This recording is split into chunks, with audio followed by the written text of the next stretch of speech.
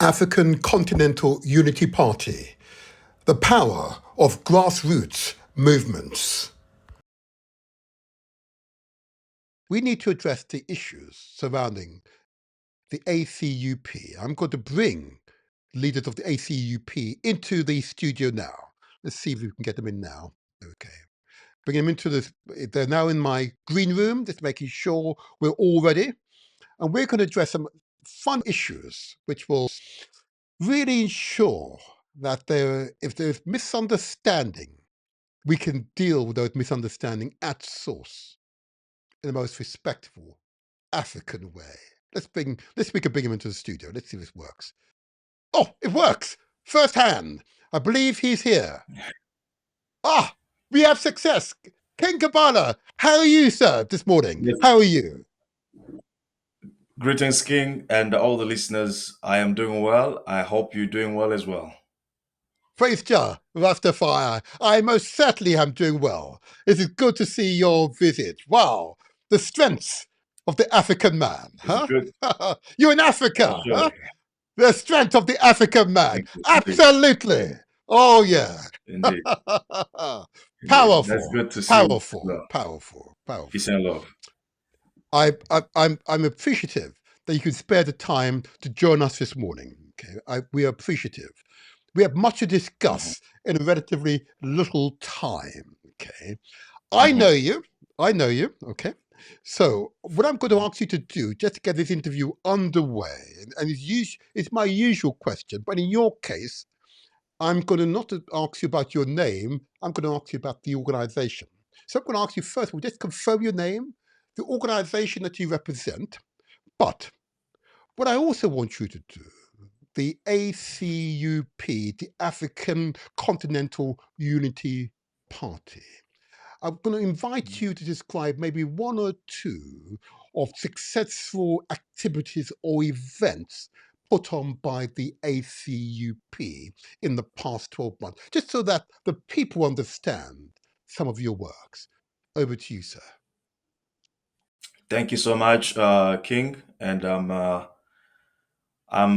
happy to be on your show once again. It's a privilege Pleasure. that we have, It's a pleasure to um, have you. and I Pleasure to have you. exactly, and I'm thankful on behalf of ACUP. We thank you, and we thank all African listeners on your show. Mm. My name is King Kabbalah. I am a member of the African Continental Unity Party, which is briefly known as the ACUP. It's a global Pan African movement that is being transformed into political parties across African countries to capture the power and to drive Africa in the direction that is conducive to our needs, aspirations as African people. So, as to what has been our achievements for the past 12 years, we have so many. The Oh, first 12 months thing is months will that do. 12 months. Just say 12 months. 12 years might be uh, unfair. 12 sorry, months 12 is months. great. Yeah, you're right. So, I apologize for that. For the past 12 It's okay. months. Yeah, so you have so many, especially in the context of mobilization. As you know, uh, the revolutionary agenda has got two steps on it. And the first step is to mobilize, and the second step is to organize. Without mobilizing people, you cannot organize them. So we have done a lot of mobilization across the continent and more strongly in Ghana, where we have been going on the marketplace to talk to people, to preach Pan Africanism to people, to common people, because we believe in the power of common people, which Mhm, is the power of accomplishing extraordinary things when people come together, unite mhm, mhm, on one goal or one common mhm. goal and begin to work together. They are capable Yes, of yes. realizing extraordinary results. So we have been doing Absolutely. that Yes, in yes. universities in Ghana. We have been doing that on the streets, in the marketplace. We have been preaching that news, and that has been successful in a way that ACP is becoming a brand well established in Ghana as we're Mhm, speaking now, and also across the continent. mhm, And apart from that, we have moved quickly to securing our final certificate as a political party in Ghana. As you know, mhm, to do that in Ghana, there's a lot of stringent requirements. that have to Yes. cover all the whole country, and we have been able to successfully have representations across the country. So that is a very that's a list. I mean, there's a long list of achievements that we have done in Ghana. In South Africa, we are progressing as well. In Kenya, we are doing the same thing. In Congo, we have just started a chapter recently, which is called Positive Action. So, as Yes. you know, ACUP sometimes works with the different actions, sometimes works with the Free Minded Academy, which is educational system, sometimes works with Ubuntu, which is economic system. So Yes. we study the environment, the country, and we decide what option can we introduce ourselves with in the particular country. So in DRC, we have decided to start with the positive action. So the message is clear. Let's everyone begin to do some positive actions because the country is literally destroyed by negative actions, and we cannot repair it by only speech or critics of the government and so forth and so on. But we can do better by beginning at individual level, Mm-hmm. community level, to Mm-hmm. do some positive actions. And Mm-hmm. the number of Yes. positive actions that we put will outnumber the number of the negative actions. I think this is well established by Kwame Nkrumah in Conscientism. And when the goods that we do outnumber the bad being done, the country begin to change and to be driven in different directions. So that has been what we are doing, and we are Mm-hmm. preparing to do great things as well in the upcoming years. Tomorrow, we are having our general meeting as ACUP, where we actually outline a lot of achievements that we've done in the past and what we are planning to do in the future. It's gonna be Mm-hmm. tomorrow at 7 p.m. GMT time. Thank you so Okay. much. Thank you. And there you are, the audience. You hear them. They are active. This is not a talking shop. Okay? It is not a talking shop. It is for real. This is Pan Africanism alive and well, vibrant and forward thrusting, yeah, visionary and determined. Let's talk about vision. Let's talk about vision. Mhm, As a strategic mhm. thinker, we always got to look at those words. Yeah? King Kabbalah. Please remind the Motivators Show's listeners and viewers, what is the ACP's vision for Africa, or indeed for us all? What is the vision, please? Beautiful. So the ACUP's vision, briefly, is Yeah. to re-establish Africa as a global power base, Ah, because we realize that the world in which we are living today is governed by power. And yes. if you are on the side of powerless, you are going to be always a subject to those who have the power. And that's the reality of Africa currently. And that's Yes. the reason why we don't have control over our resources. We don't Mm-hmm. fix the price on our resources. Mm-hmm. We don't control our economy. We don't control our education. We don't control our Mm-hmm. politics simply because Mm-hmm. we don't have the power. We rather depend, right, on the powerful to protect us, to defend us, or sometimes we depend on the international law or arrangements to protect Mm-hmm. us without realizing that international law are actually just the compliance of the powerless people and the Yes. fulfillment of the willing or the will of the powerful people. As Mm-hmm. long as the powerful people get what they want in the international arrangement, well, that Yes. international arrangement exists. When they Yes. don't get what they want, that international arrangement does not exist. That's right. And That's right. an appealing example is the US when it comes to respect to the international criminal courts. We know that I think a couple of years ago, there were Mm-hmm. some American who committed crimes, I think in Afghanistan and Yes. other countries, the Yes. way actually the way yeah, there was a dossier at the ICC to have those people judged, and Trump actually banned the representative of the International Criminal Courts from the US simply because Right. that is not responding to the interest. So that is just a demonstration of power that we're talking about. So we Yes. want Africa to begin emerging to that level of power so that we can be able to define our own reality and to actually make it happen, Yes. without having to wait or to depend on other people. And to briefly put this in a context according to what Sekou Toure, sorry, Yes. Kwame Ture, one of our revolutionaries Yep. thinkers, he said that every free people or every people that aspire to freedom, they must be in a position to determine their own terms and define and determine their own terms and impose or make other people of the world accept those terms or those definition. Praise And God. Rastafari.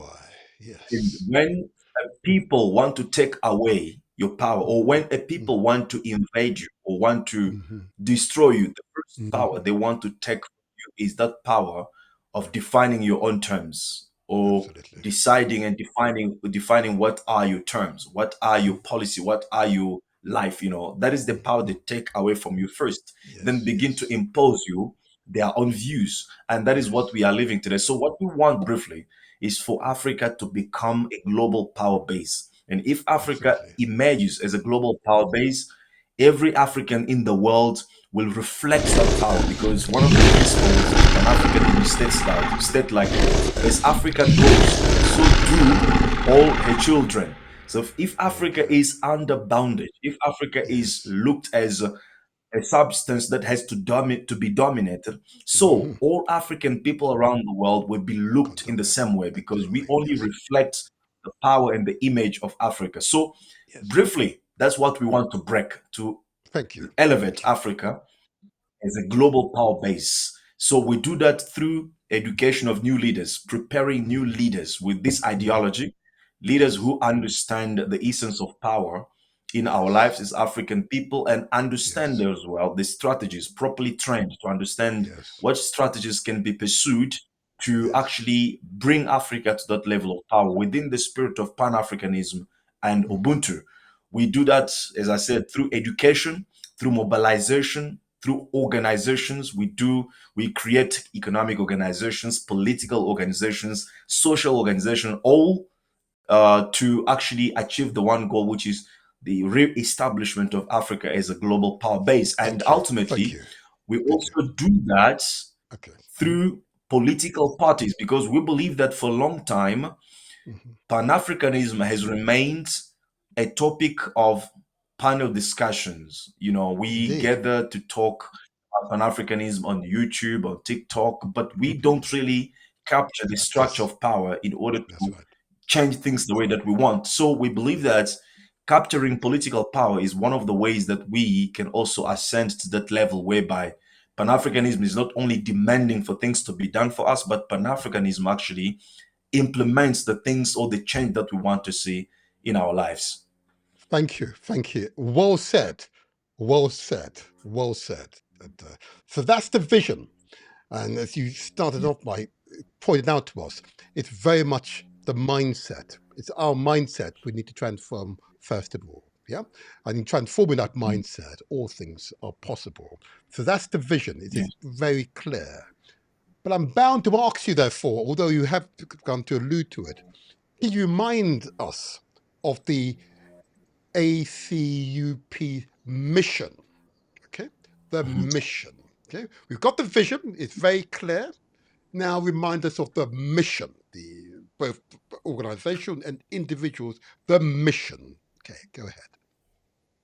Yes, beautiful. So actually, even condensed everything. I've explained the vision and the mission as Mm, well, but without yes, you being have. specific. So the vision was to build Africa as a global power base, or actually to rebuild, Absolutely. because Africa Yes. was once a global power base. Now, Yes. the mission is always about how do you go about fulfilling the vision that you have. You've got it. And how Yes. do we go about fulfilling that is exactly what I said, through education, Hmm. through organizations, Hmm. through mass organizations, actually grassroots organizations to be more precise, Hmm. and through building political institutions. Yes. So we believe that, according to the mission, of course, we believe that we need to train new leaders, because you don't just prepare political institutions without preparing leadership that will take over. We cannot rely on formal education to prepare the leaders that Africa needs. No, actually, the formal education prepare the leaders that the Western need, because those are the leaders that will serve the Western, right? That's right. The Yeah. Western hegemony, to be more precise. Yes. So if we want the situation to change, especially at leadership level, we have to design our own agenda and our own curriculum that will have Mhm. to submit to some Africans that we are preparing for leadership roles. So that's Yes. is part of the mission. That's what we are doing. That's what we are doing. Mhm. To deliver. Education, Mhm. economic institutions, political institutions, social institutions, according to the profile of the country. So we do all these things in Mhm. order to actually fulfill the vision that we have, the power. Because as you said yourself, power begins first with the mind, Yes. realization of reality, waking up the sleeping lions of Africa, That's right. and that can be That's done right. through a compensatory education that we're having. Also, power will be realized through institutions, and we cannot build institutions if we are not organizing or mobilizing and organizing. So that is the mission. In one word, the mission is a revolutionary, liberating revolution in Africa to achieve the global power that we want. Perfectly said, or well said. And just to remind the viewers and listeners that this podcast will be re-edited with a focus on this interview, and the intention will be that the references quoted by myself or King Kabbalah will be on the screen or in the comment section for you to do your own research and studies. Because once you have that information, you are empowered. But I now need to ask King Kabbalah this question. And this is really because you are the African Continental Unity Party, a Pan-Africanist party, and cultivating Pan-Africanist ideas across the continent. If I could invite you to describe the state of Pan-Africanism in Africa, not just yourself, but across Africa and all the other so-called Pan-Africanist parties or institutions. Give us some idea of the state of them. Are they collectively making progress? What are the challenges they may be facing or you're facing working with them? Just give us a sense, please, King Kabbalah. Beautiful question. So there are Mhm. two things that I want to say about the state of Pan-Africanism today in Okay. Africa. The first thing relates to those who are many of those who are championing the agenda of Pan-Africanism. And the Mhm. second thing I want to say is about the people, the African people themselves. Aha. So, on the one side, about those who are driving the agenda of Pan Africanism, what Mhm. can be seen today on the continent is that many of those who are driving Pan Africanism on the continent today are militants or either activists, not Mhm. really revolutionaries. And there is a distinctive difference between a militant, an Explain. Explain. activist, a Yes. revolutionary. Actually, I'm actually finalizing a book that will be published recently that speaks Mhm. about revolution. These things will be dealt with in detail. So, briefly to say, to speak about what is happening today on the continent about the state of Pan Africanism, I would say that many who are driving or talking about Pan Africanism on the continent today are not really revolutionaries.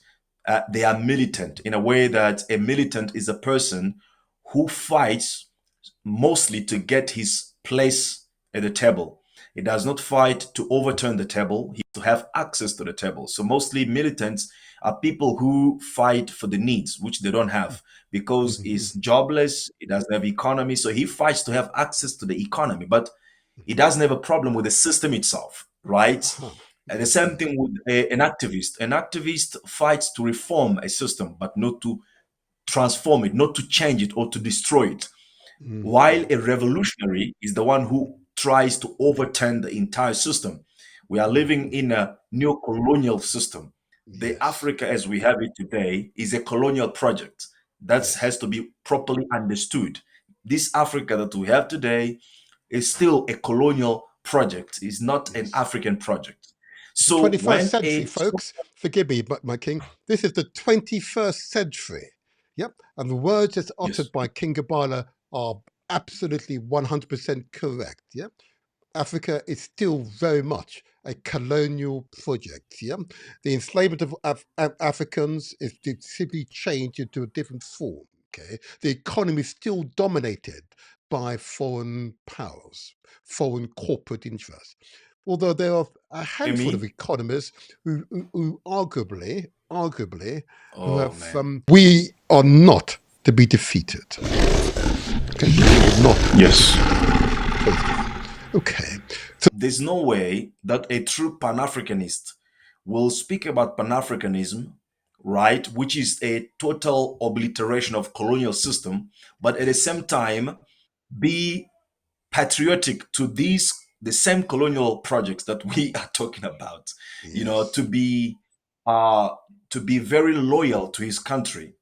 I mean, this is a Hmm. reality. We are born in these countries, Yes, but if we yes. think critically as Pan-Africanists and revolutionaries, the Hmm. first thing that we must begin with Hmm. destroying is the structure of the countries that Europeans have Hmm. imposed on us, because this, in Yeah. reality, they Mm. are colonial enclosures.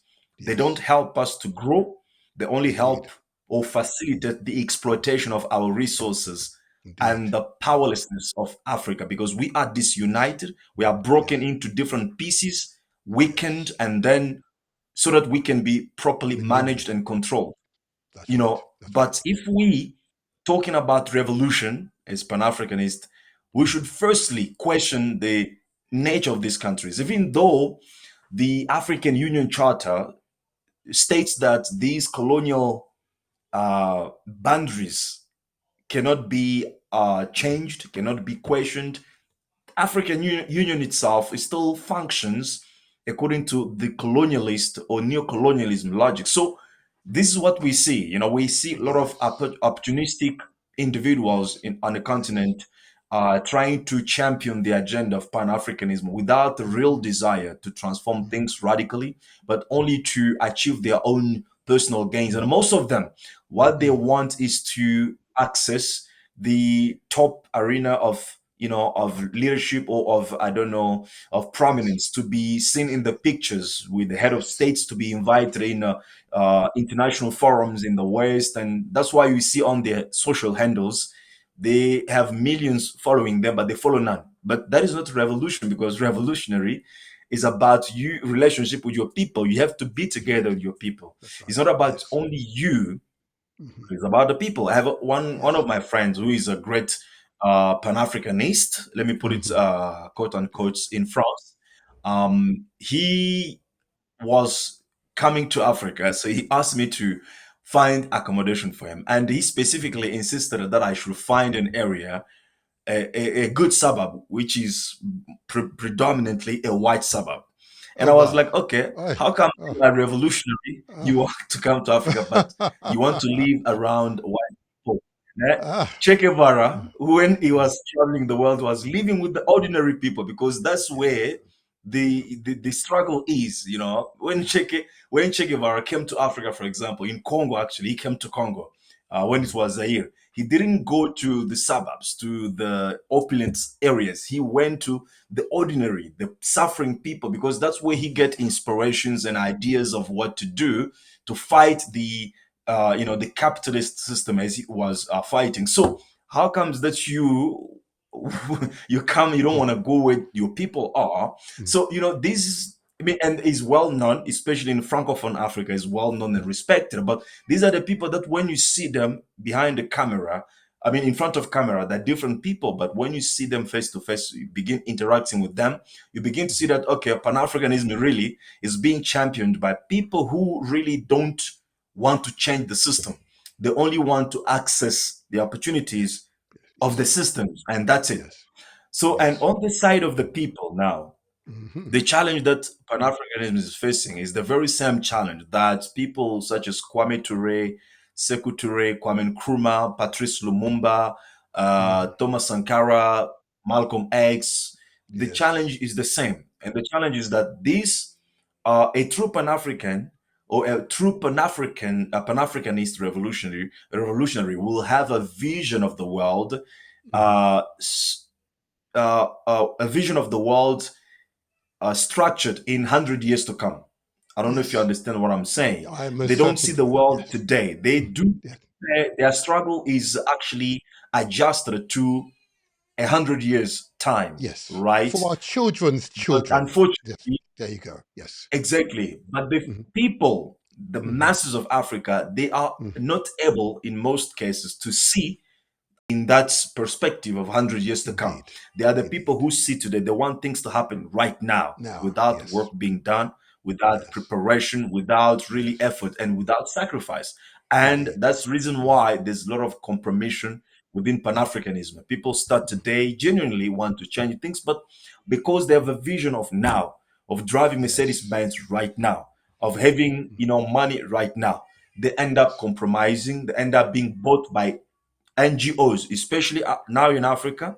The Yeah. Westerners have found a new method, which is not to come with the guns or to come with the missionaries, because they know that Africans now, they know that missionaries are agents of religious missionaries, are agents of Western imperialism. So now That's they right. are That's coming right. through Mhm. NGOs. These Mhm. NGOs coming through our communities, they don't have a noble purpose to help us, but they are there to actually transform our minds, to That's keep right. us thinking that for something substantial to happen in Africa, there must We be need. always something from West to come and Yes. help us to Yes. change.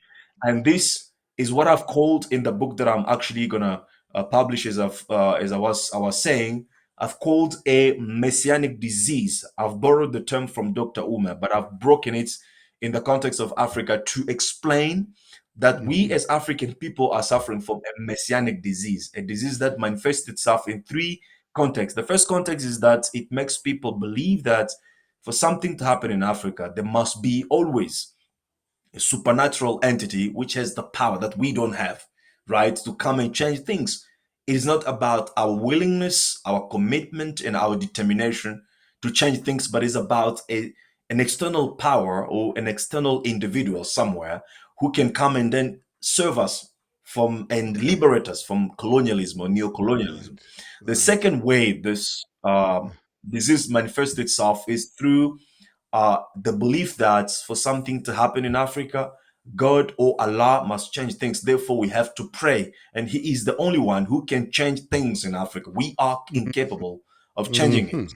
And Yes. the third Mhm. manifestation of this disease is when African people believe that, well, there's nothing good on this earth we can expect or we can, hope for.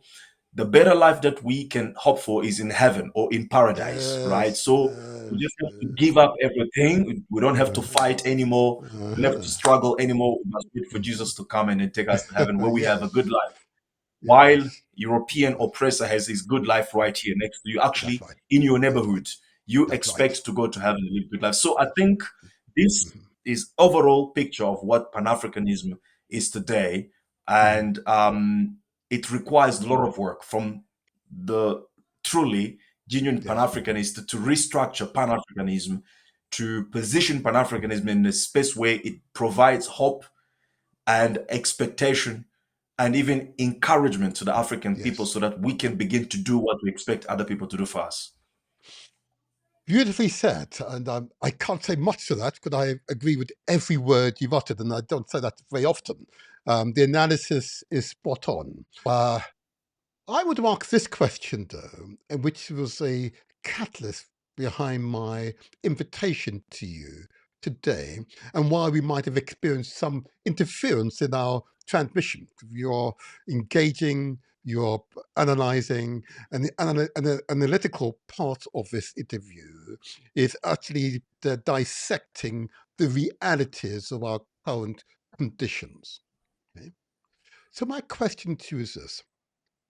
In a recent article you wrote entitled Coup in Burkina Faso, where you went on to describe this article, this is Africa should not worship Ibrahim Traore. Now, when I read it, I had reasons to pause.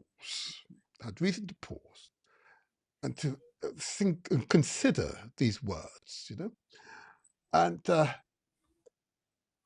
I had to think, well, what would the ACUP mean by this? Coup in Burkina Faso, Africa should not worship Ibrahim Traoré, the man who has been a symbol for change in Africa. And the perception of African leaders has been a relatively young, forgive me, the youngest leader in the world, the youngest leader in the world, and has set new milestones for good governance, yeah, of his country. Um, why shouldn't I or the audience worship, as an exemplar, Ibrahim Traore? Please share your wisdom with us. Praise Jah, Rastafari, King of Kabyle. Yeah, firstly, Mhm, because we technically and realistically, we all are supposed to be Ibrahim Traores. And I think honoring him for the courage is one thing, yes. but worshiping him, especially in the context of the mindset of today's Africa, as I've just Mm, explained, that mhm, worship is mostly portrays the attitude of saying that okay, he took our responsibility, then we worship him, he will do what we are all supposed to be doing. So it okay. means that we look at him, that he will complete the job, he will finish all our problems, and we have nothing to do in that Mhm, process. And okay. that is dangerous. That's Okay. very Explain dangerous why. because Explain we are why. all Explain supposed why. to be, yeah, yeah. Firstly, because we are supposed to be, all of us, we are supposed to be Ibrahim Traores to do what is being doing. Not just because we are not in power, but at the community levels, we are supposed to do what is busy doing, that revolution that is he's busy doing. And also because Ibrahim Traore is Sankara, right? Is Uh-huh. Lumumba, is Mm-hmm. Nkrumah. And Mm-hmm. we are all supposed to be Sankara, Lumumbas, Nkrumas, and all these things. And importantly, this Praise is the Jah, point. Rastafari. When we begin to put our entire hope in an individual, we're making that individual a target of Western imperialism, as it happened in the past. The Western society knows that in order to stop any progressive movement in Africa, you must target the leader, the key person, the ones that everyone put hope into. You Mm-hmm. destroy that person, and Mm-hmm. then the whole movement stops simply because all of us, we put our hope in him, we worship him, and we are not even preparing ourselves to take over when Ibrahim Traore is no longer Mm-hmm. with us in this world, for example. And I, Right? I if I don't may, predict King, anything better him, but this, if I may, uh, King, just to help the audience along, 'cause I believe I'm gaining insight as to your meaning. So let's take Thomas Sankara. Okay, during his reign, he made significant strides.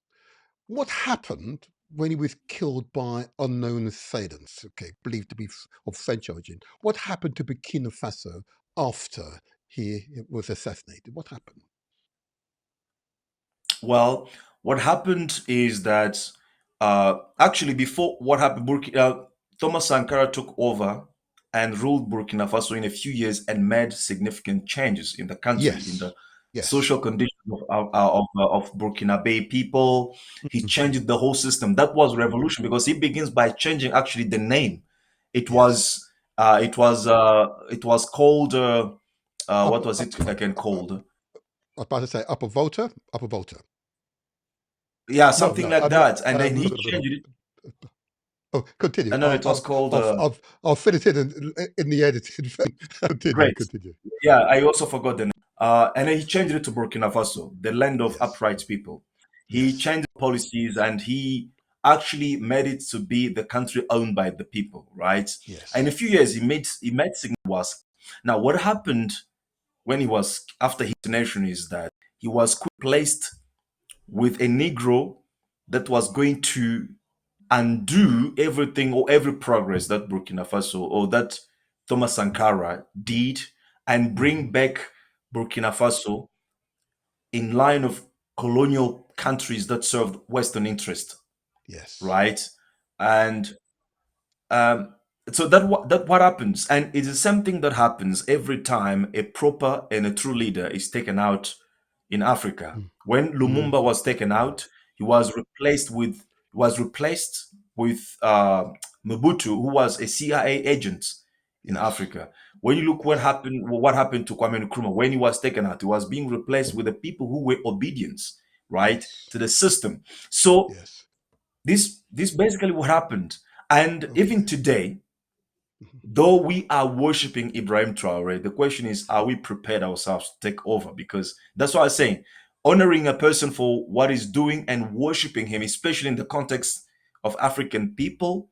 unprepared and being unwilling to take their responsibility, but shifting that responsibility on one candidate, believing that that Mhm. is a savior, which brings me Yes. back to the messianic disease that I've just explained. This Yes. is because if Ibrahim is taken out today, I don't see Yes. anybody in Africa who will replace him and continue the struggle. All of us will be go back to our cages and begin to worship not the hero. In other Mhm. words, we like to worship heroic dates, which we don't need now in Africa because we have had so many. What we need is a victory. Now, Yes. Ibrahim Traore is doing actually is not even the result. It is just the beginning of a process. So you Yes. see already, we are worshiping the beginning of a process without even the work get to the point where it begins to produce results for the continent. Because look at this. As we're speaking right now, when you look at Burkina Faso, the GDP of Burkina Faso and Mhm. the GDP of France Yes. there's a huge gap. France is Yes. 150 times bigger than Burkina Faso in Burkina Faso. GDP, which means the Yes. GDP of Yes. France is 3 trillion, while the Yes. GDP of Burkina Faso is just 20 billion. So no matter how we worship him, the difference is still there. So France can move into Burkina Faso right now and crush Burkina Faso without any resistance, right? Every year, Burkina Faso if it grows, because right now it grows at 40% its Yes. GDP, which is about 1 billion extra on its GDP, but France grows at 1%, which is 30 billion GDP. So the difference is huge. The military budget of Burkina Faso is about 500 million to 700 million, something like that, 700 Mhm. million US dollars. Mhm. The GDP, the military budget of France is about 50, 50 billion, US Yes. dollars. You see the gap? Yes. It's Yes. very huge. So Yes. there's no need for us to worship uh, Burkina Faso because, as I said, we put him in danger. What we need to do is to all of us become Burkina Faso, to be imitators of Burkina Faso, and to make sure that what is happening in Burkina Faso does not end in Burkina Faso, must start in South Africa, must start Mhm. in Ghana, must start in Mhm. Kenya, must start in Nigeria, and must Yes. eventually bring these little countries, these little economies, and these little military badges together to then create one big military budget capable of Mhm. defending the whole continent against Mhm. French, American, British, whatever hegemony on the Mhm. continent. Yes. Yes. Yes. So Yes. this is what we want because, and sometimes as well, worshiping one man can make him feel like he has accomplished, Indeed. Indeed. he Mhm. has fulfilled the agenda Mhm. while the Mhm. agenda only began because now there are only three countries: Mhm. Mali, Burkina Faso, and Niger, and they are That's still right. even yet they are still To they are merge, still come yet together. to even consolidate, That's right. effectively Mhm. to build that embryo of pan-Africanism that we want. They are Mhm. still having individual armies. We want them Mhm. to destroy those individuals and to create one army of Mhm. those three countries and begin then to aid more countries. So the Mhm. journey is still long, the work is Yes. still huge to do, but we Mhm. honor Burkina Faso. Personally, ACP honors. We wrote a letter that we sent to them. Mhm. We honor Burkina Okay. Faso. We honor Assimi Goïta in Mali. We honor General uh, Chani in Yeah, Chile. Niger Yeah. for the Yes. courage because they stood out. Out of the 54 African leaders, these are the three people who decided to say, hell no with France Hmm. imperialism. We cannot That's continue right. to serve French interest at the expense of our people. And we honor that and Yes. we actually encourage that. We stand by them, we support them, but in no case should we forget about our own responsibility in the Responsibility. struggle and think that these Yeah. three individuals Hmm. are the fulfillment of Pan Africanism. No, no, it's going to be defeated. And when they're defeated, we go back to the square one again. And unfortunately, that has been the case in the Okay. past. So we need to shift our thinking. And that was the purpose of that video. It was not a I critic understand. against Okay. No, it's Ibrahim, okay. It's it was okay. a critic against us. It is well. It is well. And thank you for that clarification. I think that was quite clear. I want to probe it a little bit because just for me to probe what you're saying. Um, you, you've very correctly analysed the distinction between the activists, yeah, and the revolutionary. Okay, I get that, and that was a very clear distinction. Okay, and the those who are supposedly um, operating in a way that is supposed to promote our interests, if they're not revolutionary thinking, wanting total change of the current framework that we operate within, then it's impossible for us to make progress. And you are right. Eh, maybe in our culture, wherever you are on the continent or the Caribbean, where we have African dominated governments, to worship, to worship. You know, often we say that we are spiritual, and indeed we then rally and use our spiritualism around the religion. Therefore, Christendom and Islam are prominent in that, of course, and that requires us to worship a person, an idol, as it were. Okay. How would you counter that? But that's very well embedded in our culture. Okay. And what you're describing appears to run contrary to what appears to be an integral part of our culture, that have a strong religious affiliation. Ha- That's quite a dilemma, is it not? Yeah, yes, but actually, if you because you have mentioned Islamic and Christianity as Hmm. main religions on the continent, the truth is they don't even when you study those religions fundamentally, they don't. I mean, they abhor the worship of human being actually, and Hmm. they tell you that you must only look to God, right, Hmm. for Hmm. salvation. Indeed. And I do think of one particular scripture that I think read. Don't remember exactly, but people who more into religion will remember that. I think it said that uh, a person who put his faith into his, I think his mother or his father is cursed. Rather puts your Ah, faith into the creator, right? So aha. I think it's Psalms or something like that. So Mhm, already religions don't even encourage people to worship people.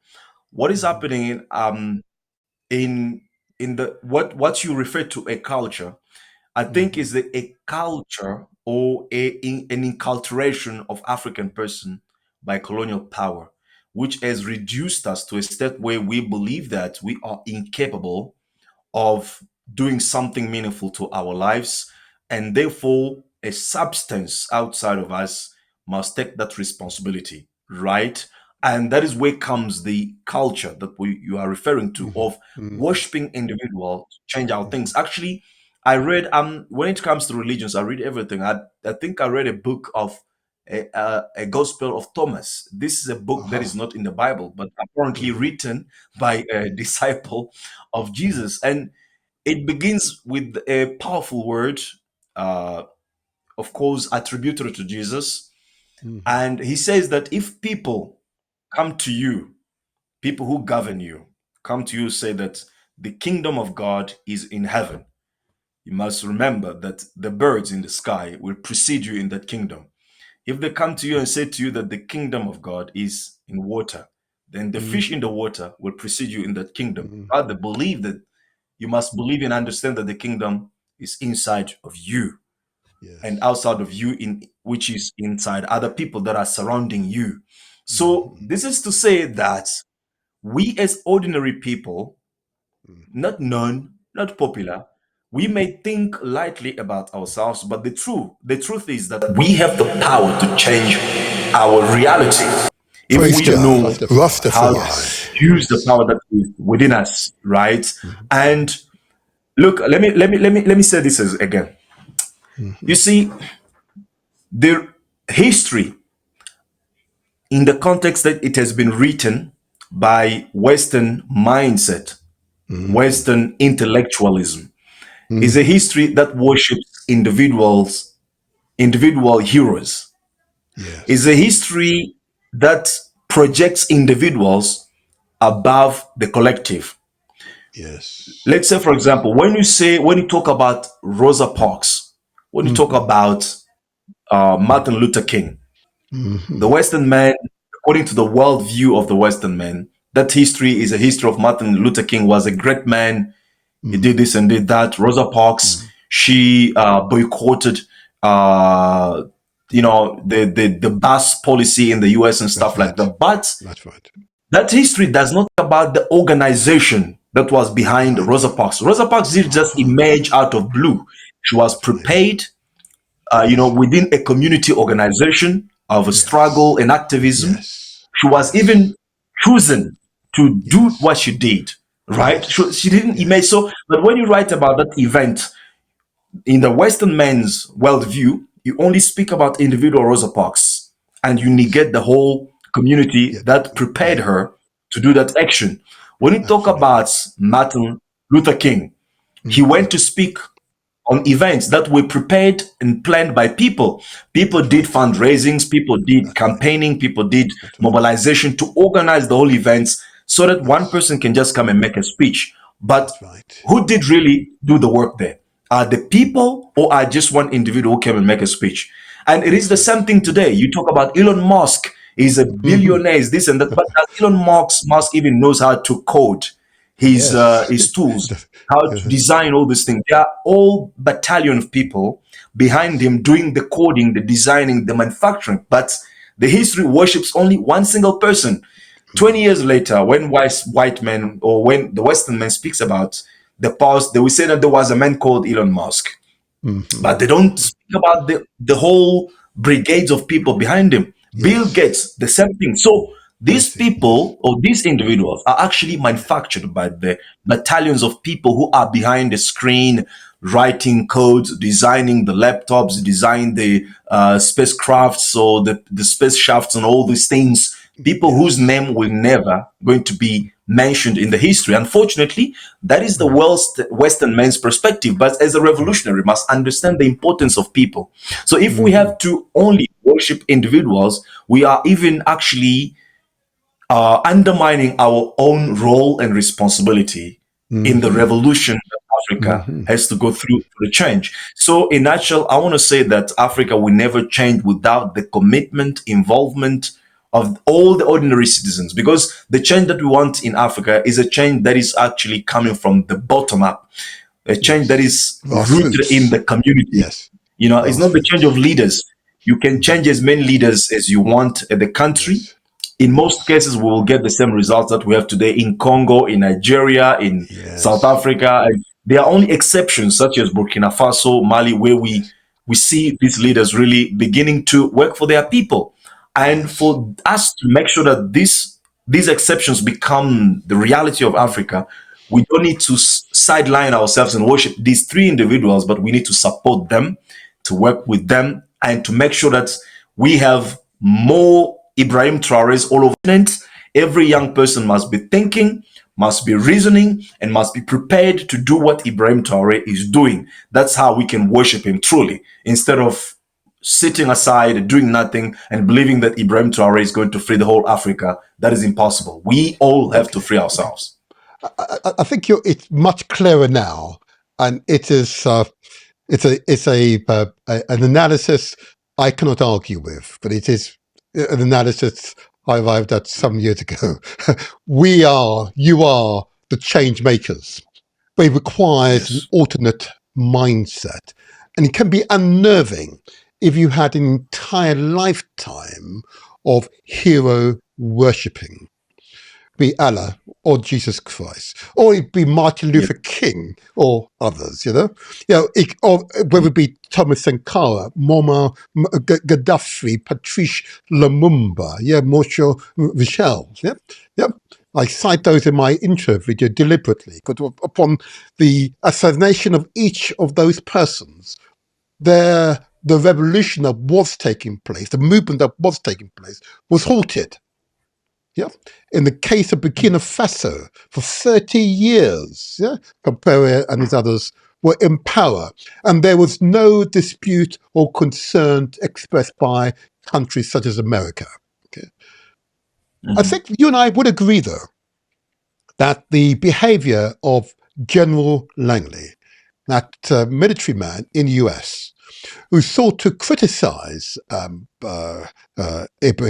President Ibrahim Traoré, and subsequently, as in public, confirmed that he had made significant strides for his country. Burkina Faso, a lot of great things going on to progress them forward.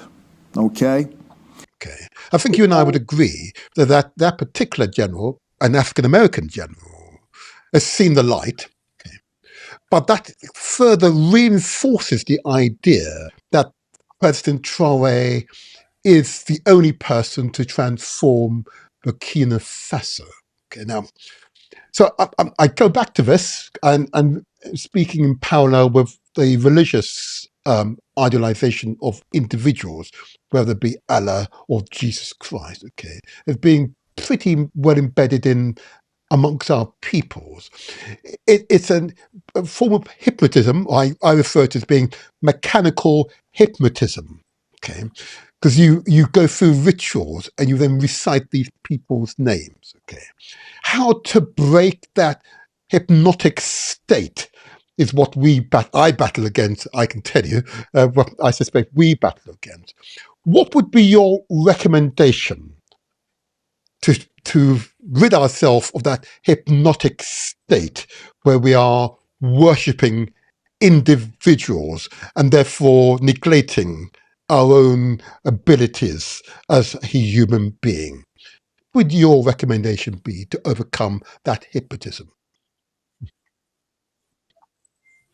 Yeah. So the first thing is that I would recommend that, in my experience, has been useful is to Mhm. put ourselves into organizations. Okay. One of the things that we discover in being part of an organization is our own capability to contribute to that organization. Being outside of any organization, you cannot realize or discover what you have, because a human being only discovers himself in front of challenge.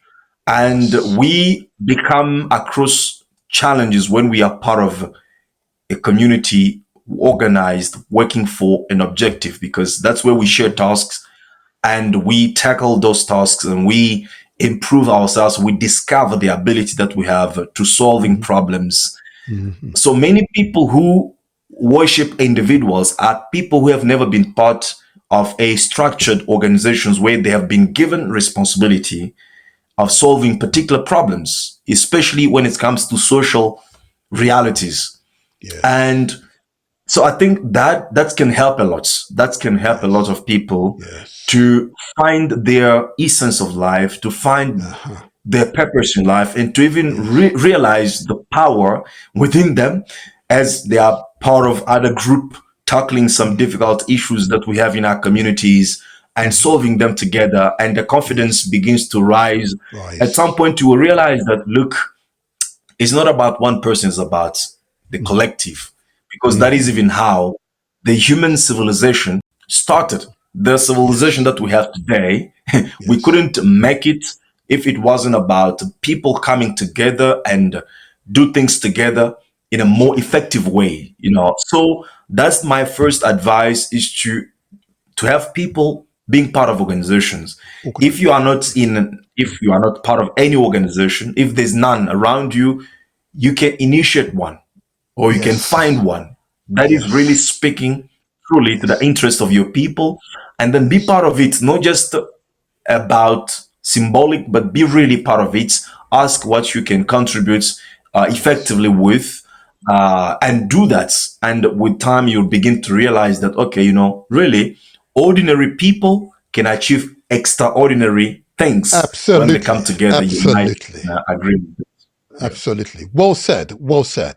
Join organization. And to be clear, when you say organization, you don't mean joining a church or joining a religious organization. So we're Now, clear. Okay. We're in clear church, about that. churches, let me emphasize that. Mostly, I think Yes. churches are organizations of alienation. When you go Indeed. to church, you go to sit down. Church and the university is almost the same thing, especially. You go there to sit Hmm. down to be taught Yep. what to think, how to Hmm. think, and how to be a good person. There's no Hmm. a contribution from your side. There's no feedback. It's one way, feed. The same thing with the school, with the Hmm. universities, our traditional education. And Hmm. that's why I think Paulo Freire, a Brazilian thinker, Yes. wrote a book where he described the education that we have as a banking system of education, whereby people come with the deposits and put in you without even Hmm. assessing your mind, your That's right. capabilities, and your skills. Right. They just decide, okay, you need to know about this, and they come and deposit in you. It's a banking style of education, which is not working. It's making you a passive, because Yes. educating you should be about stimulating your creative thinking to Absolutely. engage in difficult Yes. things so that you can solve them. So that means Yes. you should be actually more active than the teacher.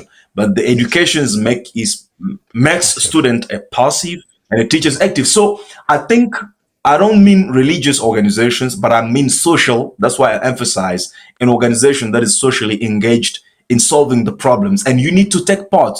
You are not just there to be a number, but you got to be there to effectively function within that organization in order to solve social problems. Well said. Well said. And I mentioned, I could easily mention the mosque. I could easily mention the temple as well. Just so let's Yes, keep it all equal across the board. So we're very yes. clear. These are social organisations with very clear intent to empower the members, the individuals, so that collectively we can work to a common aim and common purpose that improves your personal, family, and community and society's conditions. Very clear words, very, very clear words, and get no argument from me on this one. And I suspect that even the president of Burkina Faso would not dispute these words. He would understand them, the fundamental nature and importance of these words. I am reasonably confident. I'm not him. I'll let him speak for himself, but I believe the analysis is sound. I've got very little reason to scrutinize it further because the clarity of your words speaks for themselves. Thank you for that. Thank you for that. And it has helped. And you can tell by the interference we've received for this interview, it suggests that the power of these words are resonating. We Yeah, will not give spiritual. up.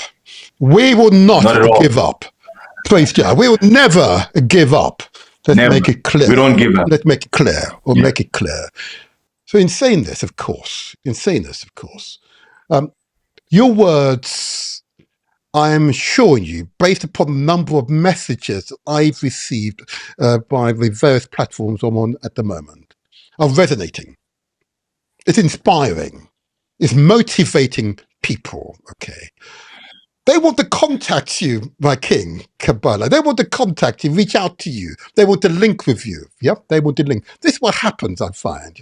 Those who feel that they don't have that much energy want to touch and be in the company of those who they perceive to have energy so they can find that strength in them to grow further. Okay. How can the audience contact you? What's the best method for them to contact you if they wish? Well, I'll give two. One is my personal website. Mhm. The email is talktome@kabbalahjohn.co.za. Just like the talk to me kabbalahjohn.co.za. That will be email address. And my website, it's kabbalahjohn.co.za. So the second means of contacting me as well is through the ACUP. That is going to be unity@africanacup.org. That's one word, unity@africanacup.org. And the website is africanacup.org.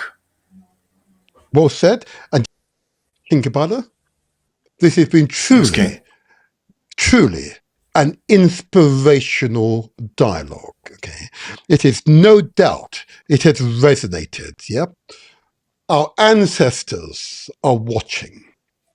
Okay, there is no turning back. There's no flinching. Yeah, there is no hesitation. Forward march. Yeah, I hear you. We hear you. We hear you. We're not celebrating you. We're celebrating what you represent and what we must become. Praise Jah. True. Yeah? Praise Jah. Rastafari. And furthermore, I know often, last year I had predominantly women on my podcast. This year, thus far, it's been predominantly men. Okay, I want to make it clear to our women, yeah, that you are an integral part of the process. We men cannot do this without you. I'm going to say it again. I'm going to emphasize it. We cannot do this without you. But there's no purpose to do it if you're not with us and we're not with you. I want to emphasize to our women and girls who are watching, you are an integral part of the revolution, of the mind and soul. Praise Jah, Rastafari. And if in doubt, I say again, ask questions of those you most respect. Those whose wisdom you hold dear. I'm reasonably confident that such a person, they care about you, will provide the wisdom and guidance that you need. Yeah? Men and women must work together. African men, African women must work together. This has been truly an inspirational podcast, and we're now about to close. What will be your closing words to the people before we leave? Oh, beautiful, beautiful. I mean, I will close with a remark made by Frank Fanon when he said that every generation must discover its mission and fulfill it or betray it. Yes. I think we are at the crossroad as African people at this particular generation. We have a duty to discover what is our mission today. Yes. And when we discover it, we have to decide whether you betray it or you fulfill it. Many of our people have decided to betray it to serve the Western interest.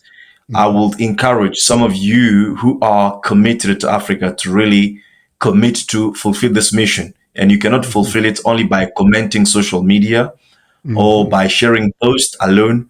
You can fulfill it by being part of an organization. We have to begin organizing at the community levels and build institutions, because the world is governed by institutions. We have to build our own. If we don't have them, we're going to be subdued by the institutions of other people on whom we depend. When we wake up in the morning to buy bread, we go to other people's institutions. When we want to send our kids to school, we send them to other people's institutions, and we cannot expect better results out of that except subordination, loyalty to them, and also obedience. So it is time, which I call revolutionary time, and I encourage every African person to take part, to be part of any organization that is really working for its people, and to contribute to make sure that before we are taken away from this earth, we leave a better place, a better structure for our children.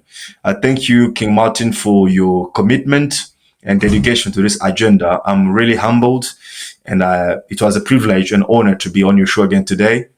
I encourage you to continue peace and love and freedom and decolonization to all of us, those at home, those abroad, and even those in the future, as always. Praise Jah. Peace. Rastafari. Praise Jah. I just want to say this to you. Oh my God, there we go. That's a few expressions of my appreciation to you. I want to make sure it's clear, understood. It's understood that we are here with you. We're here with you. I want to make sure it's understood, the renouncing it, yeah? I want to make sure it's understood without any doubt that we are supporting you. We are supporting you. We are supporting you. We are supporting you. We are supporting the ACUP, African Continental Unity Party. We are supporting the idea, the vision, the mission, the clarity of thought. We do this for our ancestors. We do this for our children's children. Praise Jah, Rastafari. Live long and prosper, sir. Live long and prosper. Thank you, time with us today. Thank you. Cool. Bye-bye. Wow. Now, there you go. Powerful, huh? Powerful messages. Yeah? Powerful messages. That was pretty clear if you ask me. The clarity of thought is unmistakable. The determination is unmistakable. And if in doubt, ask question. The details, as I say, will be in the re-edited version of this live podcast, which requires some editing for reasons you all understand. But it will contain even more information that was shared with you here in the live podcast. The references will be on the screen and the links will be available to you. So this is not simply a passive exercise where you listen and indeed learn, but you act, you respond, you're motivated for yourself, your families, your networks, your wider communities. And together, we'll all make the difference. That is the mindset we want to propagate here, continue to propagate. You are the change makers. I say again, you are the change makers. The African Continental Unity Party has spoken. African Continental Unity Party, the power of grassroots movements. In unity is strength. Yes. Grassroots movement in Gabon, Tanzania, Ethiopia, Uganda, DRC, Côte d'Ivoire, Namibia, Guinea, Somalia, Nigeria, Kenya, Burkina Faso, Ghana, Zambia, Zimbabwe. Early setback in Pan-Africanism. Patrice Lumumba of the Democratic Republic of Congo, then the Republic of the Congo. He sought to unite Congo's 200 ethnic groups under a single national identity, avoiding the tribal and regional division left by colonial rule. He planned to nationalize the country's vast mineral wealth, which was largely under foreign control. He declared that the freedom of Congo was incomplete unless all African nations were truly free. Muammar Gaddafi of Libya nationalized oil in the 1970s using revenue to fund social programs, achieved free education and healthcare, raising literacy rates and life expectancy. He implemented housing programs and land redistribution, constructed the Great Man-Made River Project, supplying water from the desert to cities and farms, funded groups like the African National Congress, ANC, in South Africa, and other anti-colonial forces. The driving force behind transforming the Organization of African Unity into the African Union in 2002. He advocated for a United States of Africa with a single African army, a common passport, a single currency, the gold dinar, and one central Pan-African government.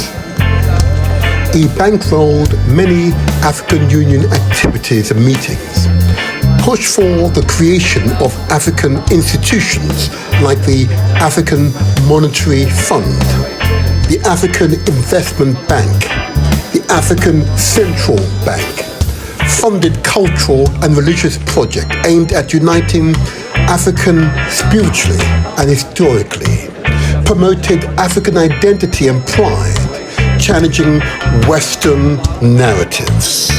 Praise Jah, Rastafari. Samoa Michel of Mozambique. He abolished colonial institutions, expelled Portuguese settlers, and nationalized key sectors of the economy. He nationalized land, industries, and banks, aiming to build a classless society based on collective ownership.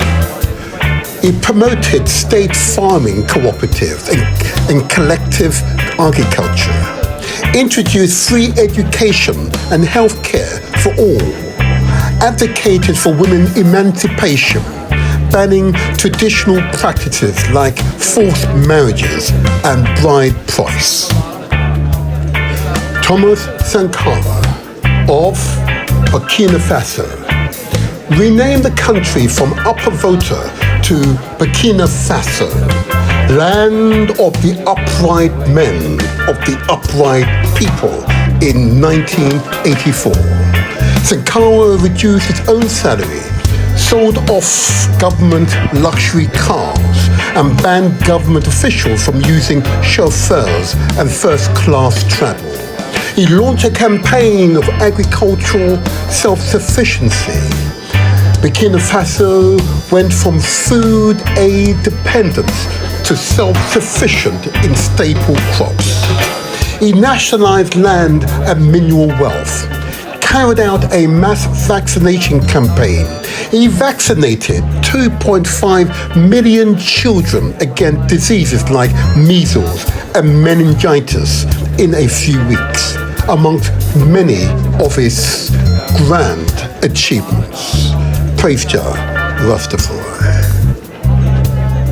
Patrice Lumumba, Muammar Gaddafi, Samoa Michel, Thomas Sankara. All four leaders opposed imperialism and neo-colonialism. They advocated for self-reliance, social justice, and African unity. Each of them either died violently or under suspicious circumstances.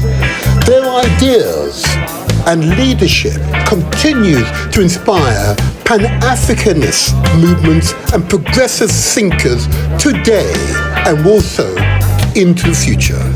Praise Jah, Rastafari. African Continental Unity Party. It says Africa must stop worshipping President Ibrahim Traoré. In this revolutionary analysis, the ACUP proudly expresses its official support for the people of Burkina Faso and their leader, President Ibrahim Traoré. They also say, we urge all free-thinking Africans to stand in solidarity with Burkina Faso and actively join the wave of revolution sweeping across the African continent. Furthermore, they called upon the leaders of Burkina Faso, Mali, and Niger, their leaders to accelerate the integration of their nations and create a pathway for a broader African unity. Praise Jah, Rastafari. The African Continental Unity Party leadership will clarify their stance exclusively on The Motivator Show, where success is ours for the taking. Yes, yes, yes.